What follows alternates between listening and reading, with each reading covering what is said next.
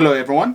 Today I'm going to talk about the 10 best speaking activities that every ESL teacher should know. Stay tuned because at the end I'm going to give a final special activity that you can use in your class.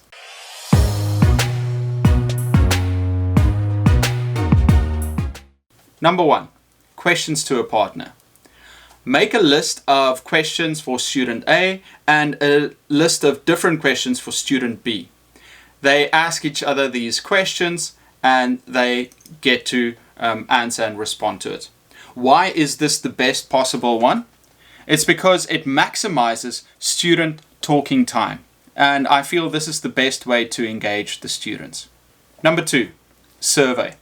This is a famous activity. You make a list of questions and students have to walk around the class and ask one question to a different person each time. Students love this activity because it allows them to walk around the class and actually talk to some of the friends they haven't really spoken to a lot. 3, speed dating. Another list.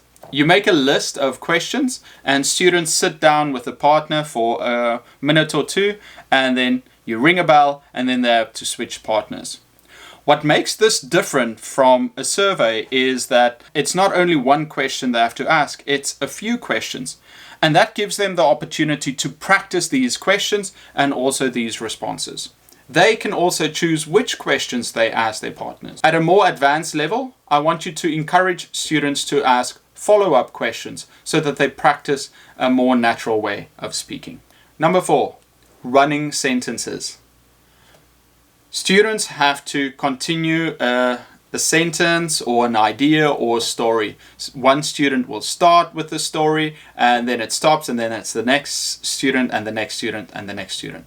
This is also used in writing where someone writes the start of a story and someone writes the middle and the end. It's also great for conditionals. If one student says, if I had $1 million, I would be happy. And then another student continues that and says, if I was happy, I would live in a big mansion. Third student, if I lived in a big mansion, I would have a butler, and so on. Number 5, deserted island. Ask students to draw a picture of something, anything. Once they're finished, tell them that they are on a deserted island and only half of them can survive. They have to try and persuade their friends to pick them. Give them some time to prepare by writing reasons why they should get picked to survive. And then once it's their turn, they should plead their case. Students really like this. They draw something, it makes them imagine it. And then also because they're actually fighting for their lives. Number 6, taboo. Taboo is you give students a word, let's say politics, and then they should try and explain this word to the other students, but they can't use these words. Sometimes you can put it on a projector or you can put it on the screen in front. You show them a word and say, okay, listen, you can't use these words. I prefer using cards. I've got a whole stack of cards that I use. I think it's an easy way to put students into groups. What you want to do with most activities is you want to scaffold it.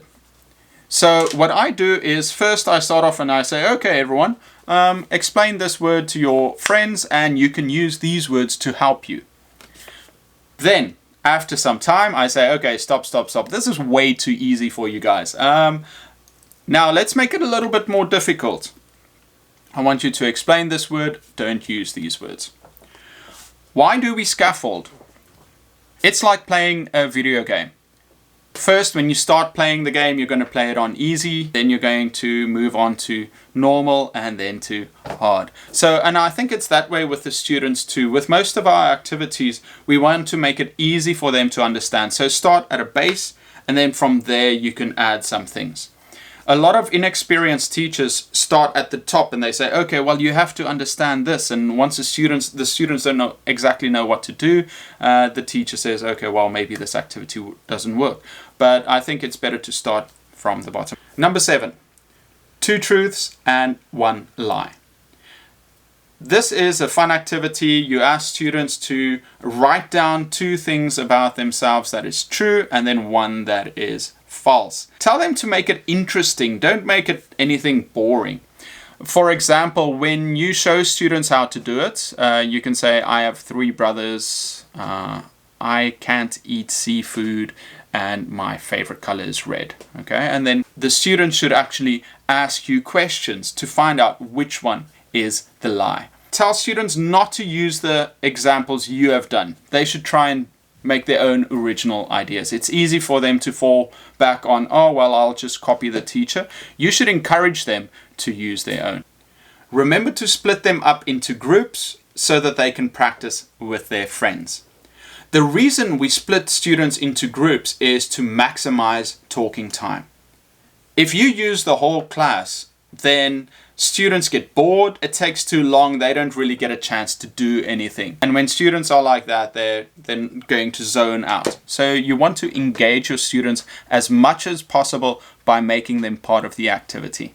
When they're in their groups, tell the students to remember to ask each other extra questions to try and find out which one is the lie. For example, if I said I had 3 brothers, they can ask me, well, what are their names? How old are they? Just to see which ones are true.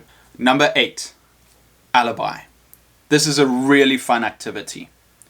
Tell the students that yesterday a crime was committed and they want to find a group of students who is responsible. If you have a class of 20 students, you could make groups of 4, 4, 4, 4, and then an investigator for each. 1, 1, 1, 1. The investigators, I usually make the brightest students so that they can start and ask good questions. Give the groups a few minutes to create an alibi, a story and its details. Where were they? What were they doing? At what time? What were they eating? What was the weather like? Once they're done, each of the 4 investigators will interview the group and ask them questions. They can give that group a score. How much do they believe them? To make it easier, you can also write some example questions on the board that the investigators can ask, and they can also come up with their own questions. So they will interview each group and then after a few minutes move around so that they interview all the groups. Afterwards, all the detectives should say, which group do they think is responsible? This is a great activity. Students like this game, and without knowing it, they're practicing their English skills and they're going to love your class. Number 9, hot seat.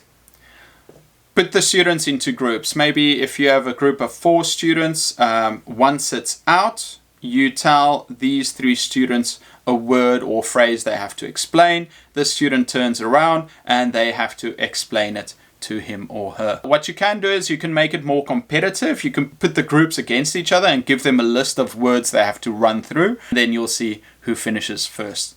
It can get a little bit loud, but I think if you set the ground rules, then it should be a lot of fun. 10. 20 questions. We all know this.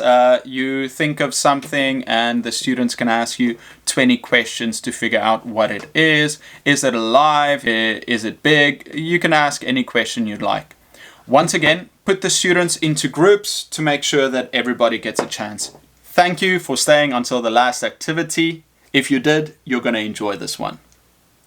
It's called Secret Zombie.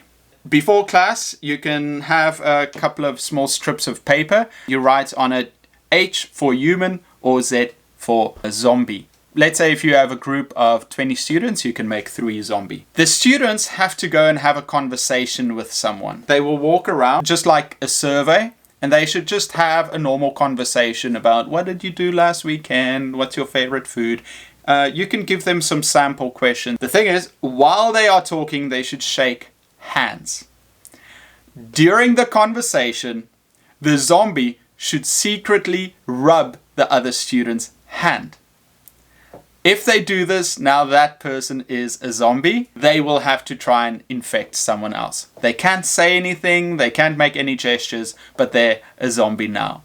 Okay, try and tell the students not to cheat, make it fun. At the end of a couple of rounds, you let everyone raise their hands who was a zombie, who's still alive, and it's really fun. Students love this one. Okay, everyone, I hope you like that. If you enjoyed it, like and subscribe. In the future, I'm going to make some more videos on card games I use with students that get them really excited. And I'm also going to focus on some other speaking activities that we can use inside the classroom. This is Eric from Ettitude, and I'll see you next time.